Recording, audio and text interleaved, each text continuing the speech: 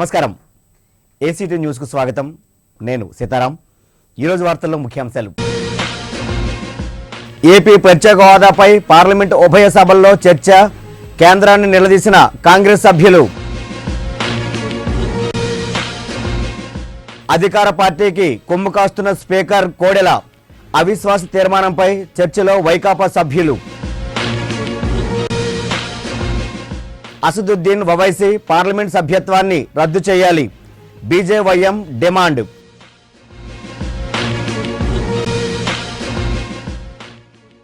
వినియోగదారులు మోసపోవద్దు. World consumer డేలో వక్తలు.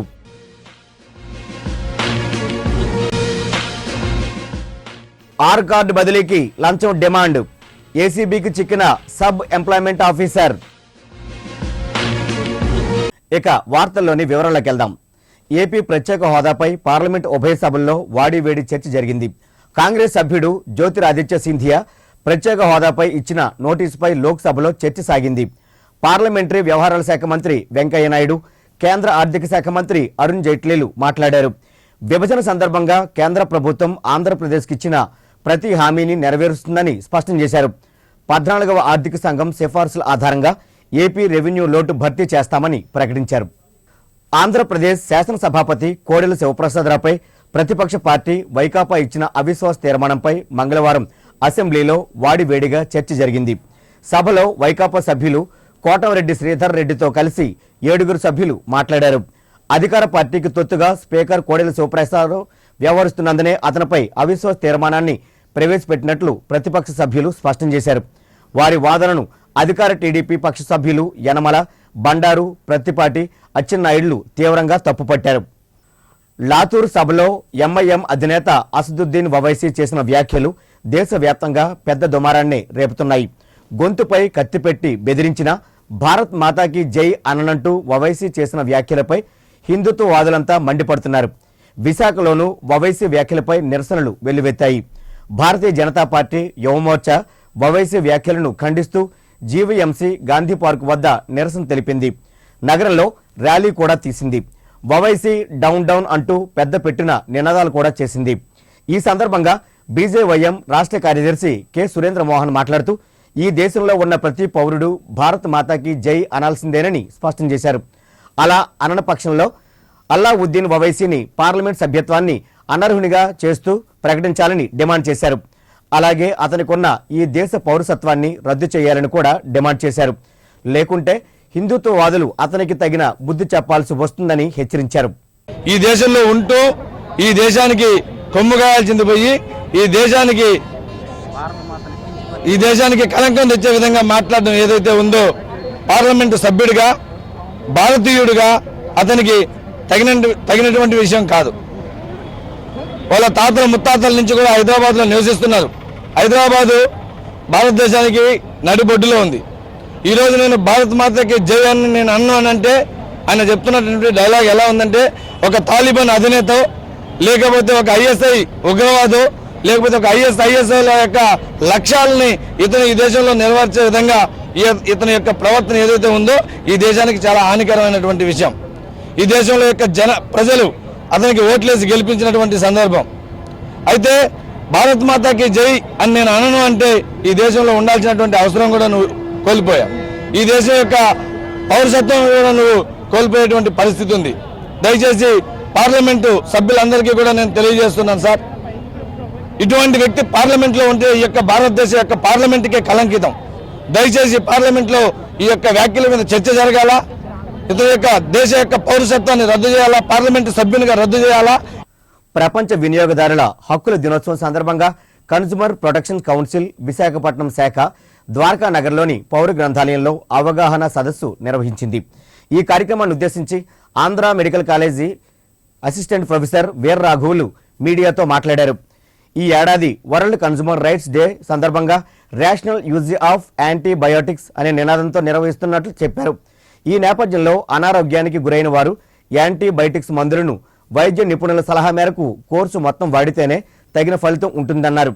డాక్టర్ ప్రిస్క్రిప్షన్ అని చెప్పి యాంటీబయోటిక్స్ మందులు వాడరాదన్నారు. ఈ విషయంలో వినియోగదారులు అవగాహన కలిగి ఉండాలని చెప్పారు. ఈ సంవత్సరం యొక్క థీమ్ ఏంటంటే రేషనల్ యూజ్ ఆఫ్ యాంటీబయాటిక్స్. ఈ రేషనల్ యూజ్ ఆఫ్ యాంటీబయాటిక్స్ అంటే సరైన పద్ధతిలో సరైన సమయంలో సరైన విధంగా ఈ యాంటీబయాటిక్స్ని వేసుకుని ఆ జబ్బు యొక్క లక్షణాన్ని తగ్గించుకుంటే అది రేషనల్ యూజ్ ఆఫ్ యాంటీబయాటిక్స్ అవుతుంది. కానీ మనం ఏం చేస్తాము, జనరల్గా పేషెంట్స్ ఏం చేస్తారంటే 2 రోజులు వేసుకోగానే మందులు కొంచెం తగ్గినట్టు అనిపించగానే నాకు తగ్గిపోయిందని చెప్పి మందులు వాడటం మానేస్తారు. కానీ యాంటీబయాటిక్స్ విషయంలో అలా చేయకూడదు. డాక్టర్ గారు ఇచ్చిన కోర్స్ ప్రకారం 10 ట్యాబ్లెట్లు వేసుకోమంటే 10 ట్యాబ్లెట్లు, 5 ట్యాబ్లెట్లు వేసుకోమంటే 5 ట్యాబ్లెట్లు, కంప్లీట్గా 5 ట్యాబ్లెట్లు వేసుకుంటేనే ఆ జబ్బు యొక్క పూర్తి తీవ్రత మన ఒంట్లోంచి తగ్గిపోతుంది. అలా 2 ట్యాబ్లెట్లు 3 ట్యాబ్లెట్లు వేసుకొని మానివేయటం వలన మళ్ళీ మనకి తిరిగి ఆ జబ్బు వచ్చే అవకాశం ఉంటుంది. అలా వచ్చినప్పుడు ఫస్ట్ టైం వేసుకున్న యాంటీబయాటిక్ మనకి పనికి రాకుండా పోతుంది. ఆ పనికి రాకుండా పోవటాన్నే యాంటీబయాటిక్ రెసిస్టెన్స్ అంటాము. ఈ రెసిస్టెన్స్ ఒకళ్ళ నుంచి ఇంకొకళ్ళకి కూడా సంక్రమిస్తుంది. ప్లస్ ఇంకొక మెయిన్ కారణం ఏంటంటే రెసిస్టెన్స్ రావడానికి OTC drugs, over the counter drugs మన ఇష్టానుసారంగా వాడేసి రెసిస్టెన్స్కి ఎక్కువ కాజ్ అయ్యడానికి మనం హెల్ప్ చేస్తున్నాము. అవినీతి నిరోధక శాఖ వలలో steel plant sub employment officer Satish Kumar చిక్కుకున్నారు. గాజువాక కణితి నిర్వాసిత కాలనీకి చెందిన తమ్మినేని రామయ్య ఆర్ కార్డును అతని కుమారుడు జయప్రకాష్ పేరున మార్చడానికి 8 లక్షల రూపాయలను సతీష్ కుమార్ లంచంగా డిమాండ్ చేశారు. దీంతో జయప్రకాష్ ఏసీబీని ఆశ్రయించాడు. 1,50,000 రూపాయలు లంచంగా ఇవ్వడానికి అతనితో ఓ ఒప్పందం చేసుకుని ఈ మేరకు గాజువాక ప్రభుత్వ ఐటీఐ వద్ద గల సంస్థ కార్యాలయంలో ఆ మొత్తాన్ని జయప్రకాష్ నుంచి తీసుకుంటుండగా ఏసీబీ అధికారులు సిబ్బందితో పాటు దాడి చేసి రెడ్ హ్యాండెడ్గా పట్టుకున్నారు.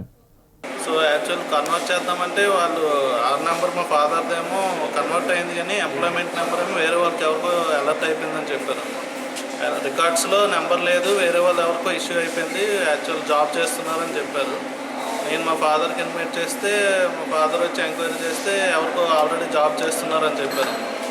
సో అలా వచ్చి అడగగానే 8 lakhs అడిగారు. ఫస్ట్ నాకు దీనికి రావడానికి 8 lakhs అడిగారు. అలా మాట్లాడుకుంటే 1.5 lakh వచ్చారు అన్నమాట.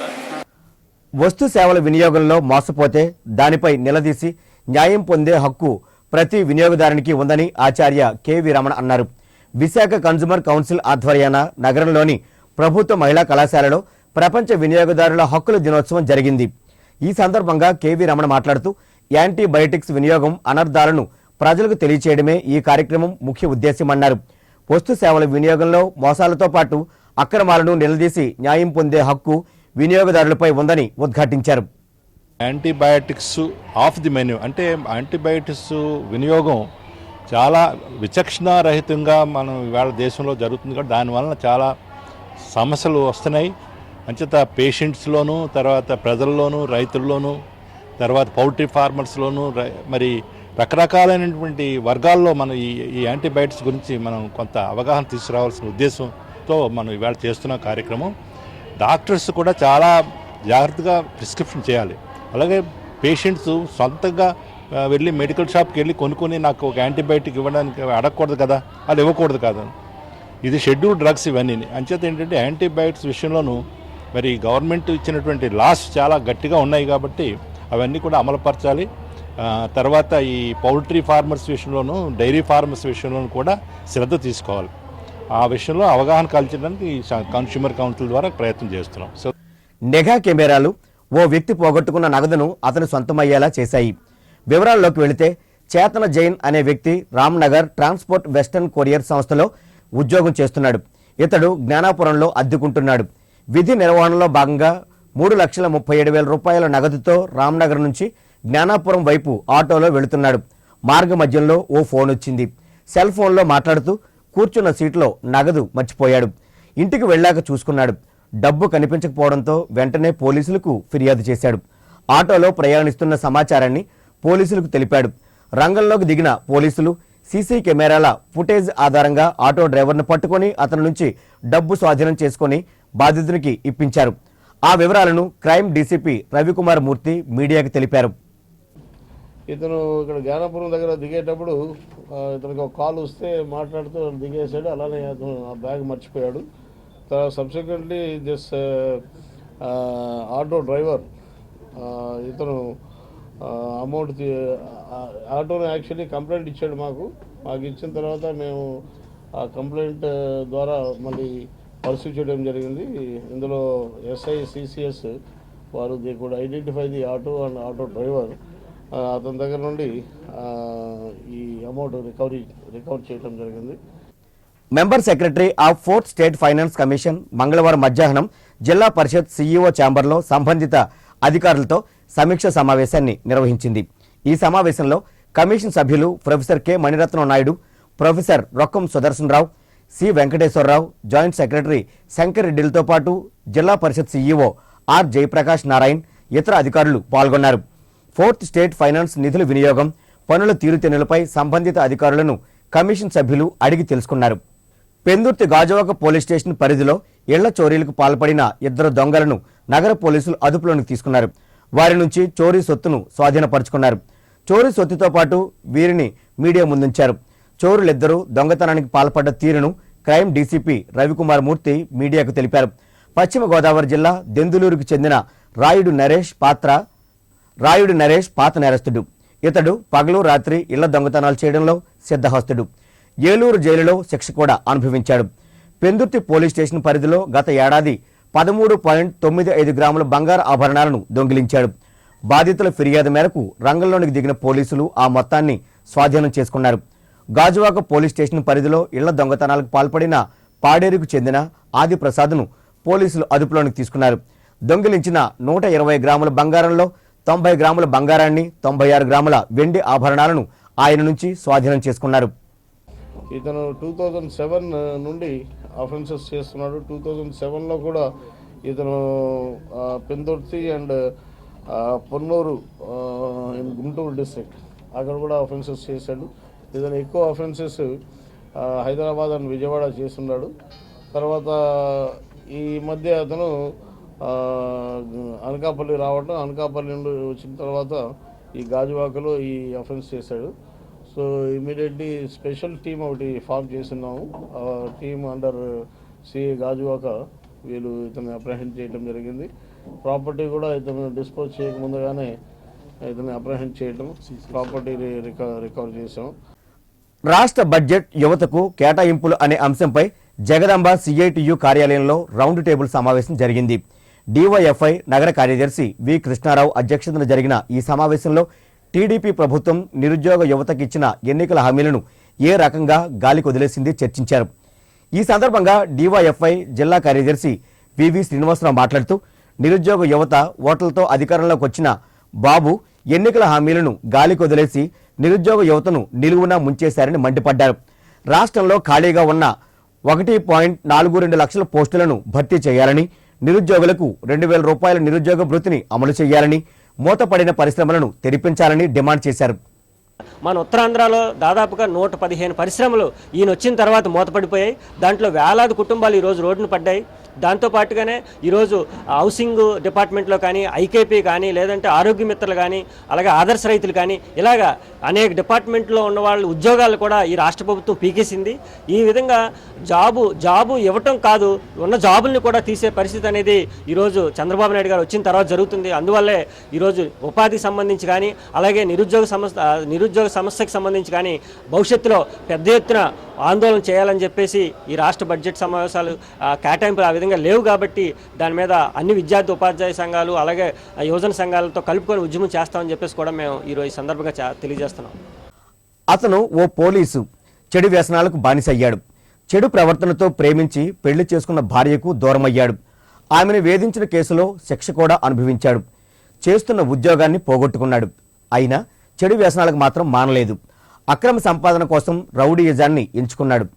వివరాల్లోకి వెళితే ఆనందపురం మండలానికి చెందిన ఈతలపాక శివప్రసాద్ స్థానికంగా టీవీ మెకానిక్గా పనిచేస్తున్న పసల అచ్యుతరావుతో కలిసి ఈ నెల 13వ తేదీన ఓ 2 యువకులపై దాడి చేసి వారి నుంచి సుమారు 14,000 రూపాయలను స్వాహా చేశారు. బాధితుడు మురళ భార్గవ్ కుమార్ ఫిర్యాదు మేరకు రంగంలోనికి దిగిన పోలీసులు ప్రధాన నిందితుడు శివప్రసాద్, అతనికి సహకరించిన అచ్యుతరావులను అదుపులోకి తీసుకున్నారు. వారి నుంచి చోరీ సొత్తును స్వాధీనం చేసుకున్నారు. వారు దాడికి పాల్పడిన విధానాన్ని క్రైమ్ డీసీపీ టి రవికుమార్ మూర్తి మీడియాకు వివరించారు. సో ఇందులో మా ఆనందపురం ఇన్స్పెక్టర్ అతని టీము చాలా చాకచక్యంగా ఈ ముద్దాయిల్ని పట్టుకోవడం జరిగింది. ఇందులో ఈతలపాక శివప్రసాద్ అని ఇతను మెయిన్ ముద్దాయి. ఇతను యాక్చువల్లీ ఇంటర్మీడియట్ వరకు చదువుకున్నాడు. ఇతనిది విజయనగరం జిల్లా Dharmavaram village and post. Intermediate వరకు చదువుకున్న తర్వాత ఏపీఎస్పిలో కానిస్టేబుల్గా 2000లో ఇతను జాయిన్ అయ్యాడు. ఆ తర్వాత 2007లో ఒక అమ్మాయిని ఇతను లవ్ మ్యారేజ్ చేసుకున్నాడు. ఆ తర్వాత వాళ్ళిద్దరికి కూడా డిఫరెన్సెస్ వచ్చాయి. అతని పైన కేసు కూడా అతని వైఫ్ పెట్టడం జరిగింది. మల్కాపురం ఇండియన్ ఆయిల్ కార్పొరేషన్ సంస్థ లారీ స్టాండ్ వద్ద సోమవారం జరిగిన ప్రమాదానికి ట్యాంకర్ లారీ డ్రైవర్ నిర్లక్ష్యమే కారణమని ట్రాఫిక్ ఏసీపీ కింజరపు ప్రభాకర్ చెప్పారు. ప్రమాద స్థలిని మంగళవారం ఏసీపీ పరిశీలించారు. అనంతరం ఆయన ఏసీటీ న్యూస్తో మాట్లాడారు.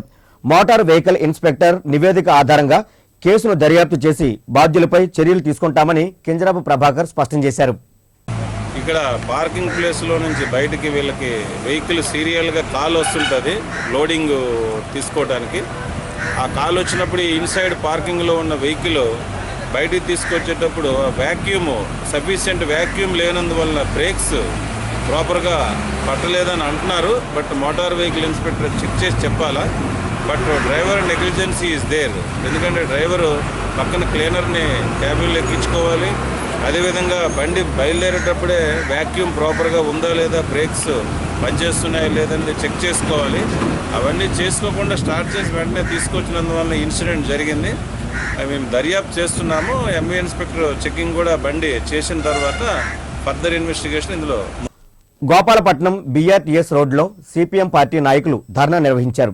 ఈ కార్యక్రమానికి సారథ్యం వహించిన పార్టీ నేత వెంకట్రావు మాట్లాడుతూ ఎన్ఏడి కొత్త రోడ్డు నుండి గోపాలపట్నం బంకు వరకు ఉదయం సాయంత్రం వేళల్లో ట్రాఫిక్ ఎక్కువగా ఉండడం వల్ల ప్రమాదాలు అధికంగా జరుగుతున్నాయని అన్నారు.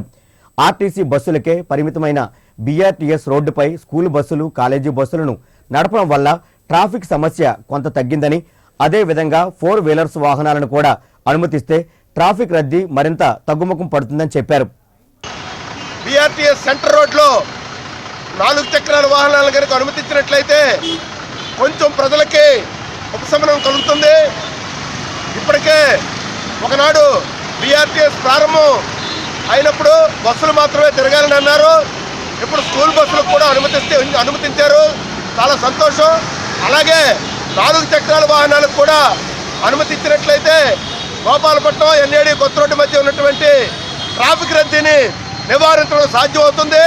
పోలీసు ఉన్నతాధికారులు ఆ దిశగా ఆలోచించాలని సిపిఎం పార్టీ తరఫున విజ్ఞప్తి చేస్తున్నాం.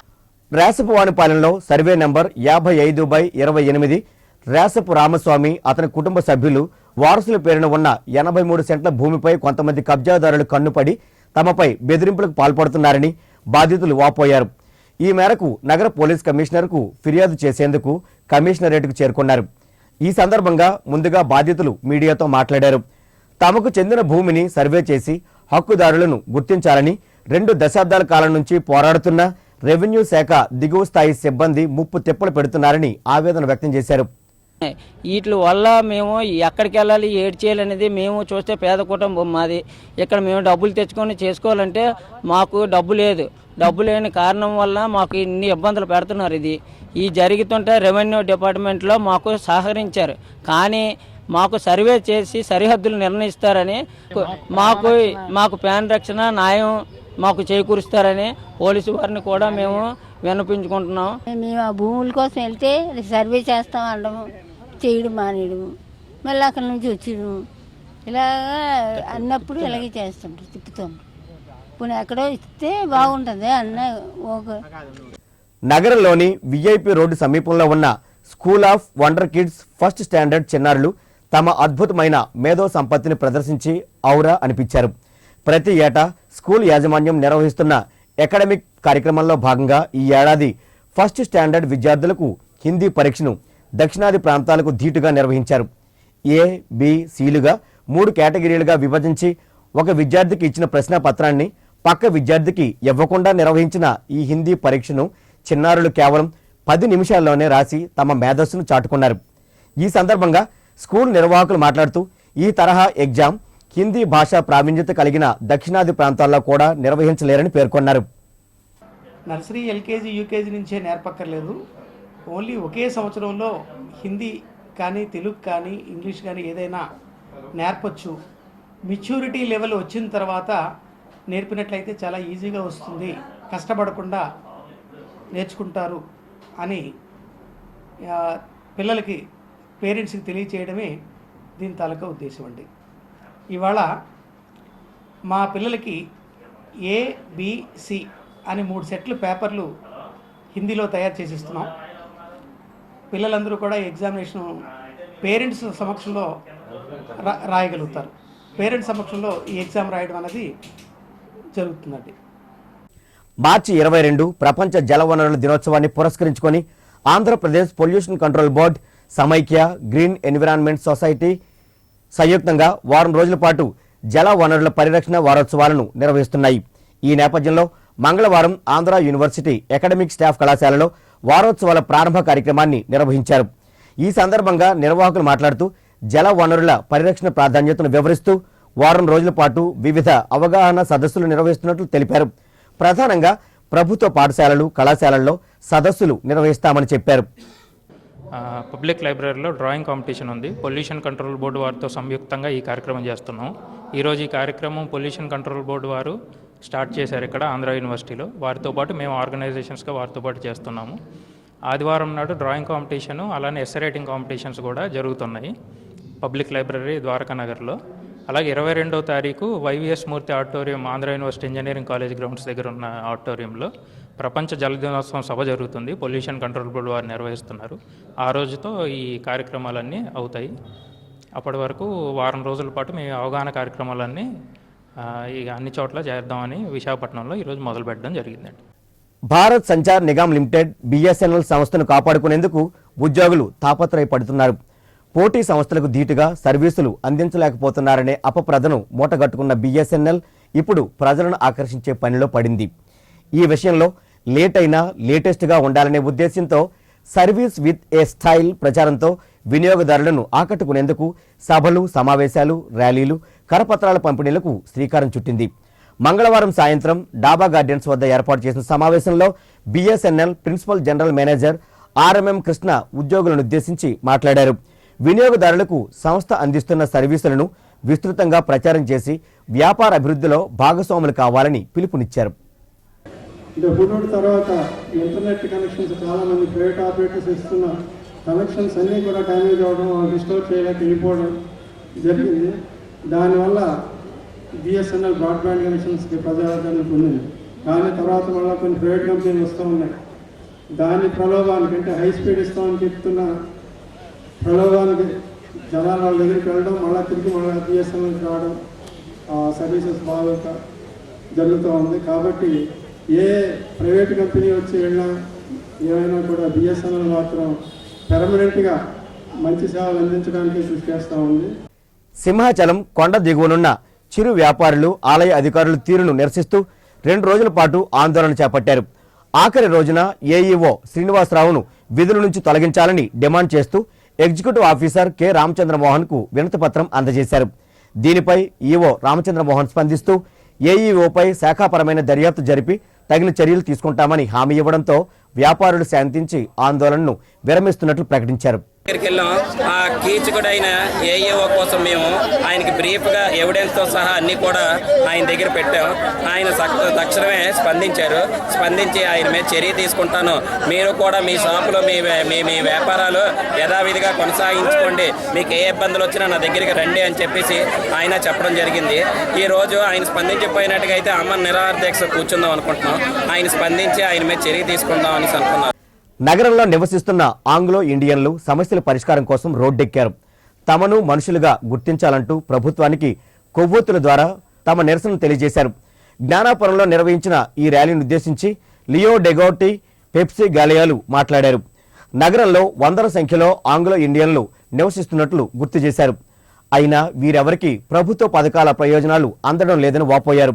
విద్య, ఉపాధి అవకాశాలను అందిపుచ్చుకోవాలన్నా, ప్రభుత్వ పథకాల ప్రయోజనాలను పొందాలన్నా తమకొక ఎమ్మెల్యే ఉండాలని, అందుకోసం ఒక ఎమ్మెల్యే సీటును కేటాయించాలని డిమాండ్ చేశారు.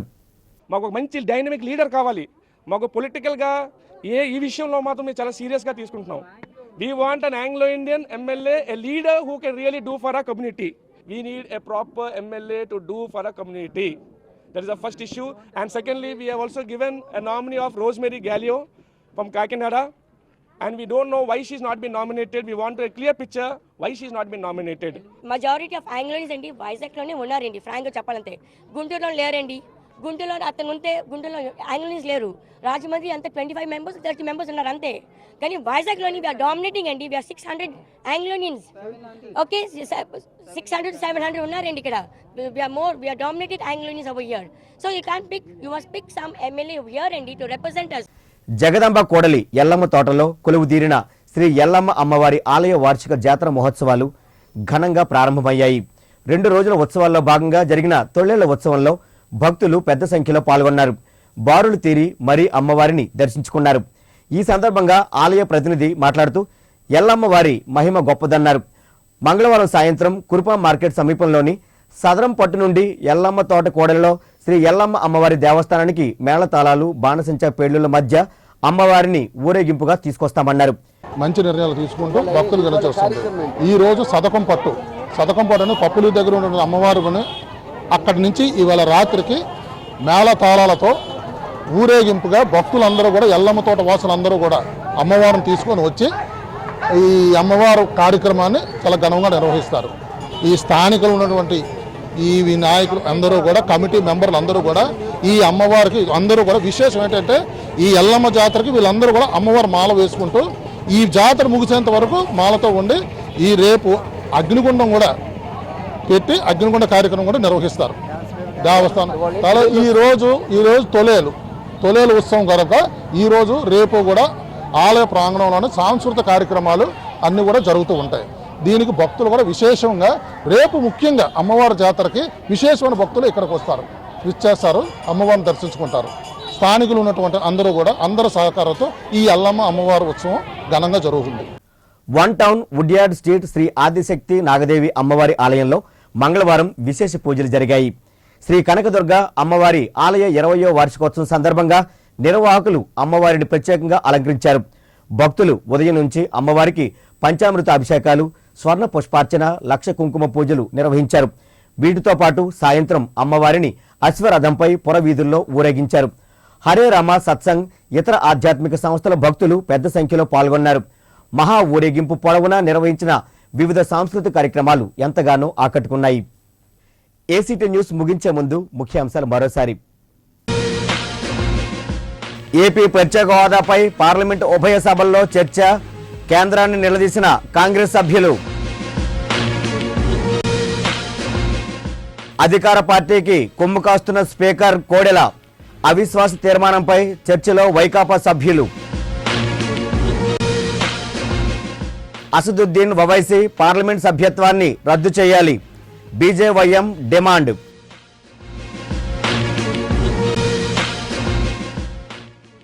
వినియోగదారులు మోసపోవద్దు, వరల్డ్ కన్స్యూమర్ డేలో వక్తలు.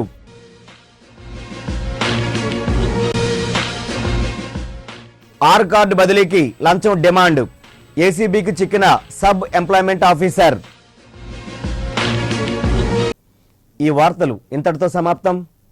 నమస్కారం.